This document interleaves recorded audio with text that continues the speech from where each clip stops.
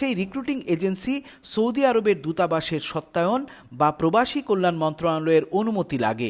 যখনই রিক্রুটিং এজেন্সির এই সব কাগজপত্রের ঘাটতি দেখা দেয়, তখন ম্যান পাওয়ার কার্ডের ছাড়পত্র পেতে দেরি হয়। ওই রিক্রুটিং এজেন্সি যদি তার জন্য ওই কমপ্লেইন্সগুলো কমপ্লিট করে আসে, অর্থাৎ তার নিয়োগ অনুমতির বিষয়টা যদি মন্ত্রণালয় থেকে নিয়ে আসে অথবা দূতাবাস থেকে সত্যায়ন করে নিয়ে আসে, এবং আমাদের যে পি ডিপার্চার ওরিয়েন্টেশন, যেটা ম্যান্ডেটরি একটা ট্রেনিং আছে 3 দিনের, এটা করে আসলে মেডিকেলি সে ফিট থাকে, তাহলে এক্ষেত্রে কোনো দেরি হওয়ার কারণ নেই। কিন্তু কেউ যদি ইনকমপ্লিট অবস্থায় আসে এবং রিক্রুটিং এজেন্সি যদি তার কাজ কমপ্লিট না করে আমাদের কাছে নিয়ে আসে, তখন সেক্ষেত্রে তো তাকে সরকার আইনগতভাবে বিএমটির সুযোগ নেই তাকে ক্লিয়ারেন্স দেওয়া।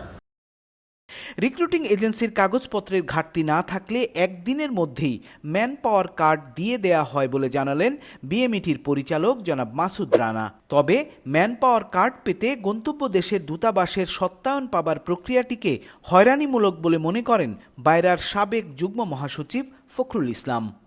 একদিকে হচ্ছে যে ওখানে যাওয়ার পর কর্মীদেরকে নিয়ে তাদের থাকা খাওয়া আকামার একটা সমস্যা, আরেকদিকে আবার আমাদের এখানকার যে আমাদের বিএমইটি মন্ত্রণালয়ের কিছু নতুন নতুন নিয়মকানুন, এই নিয়মকানুনের জাতাকলে পড়েও আমাদের সদস্যরা বিভিন্নভাবে হয়রানি হচ্ছে, কর্মীরাও হয়রানি হচ্ছে।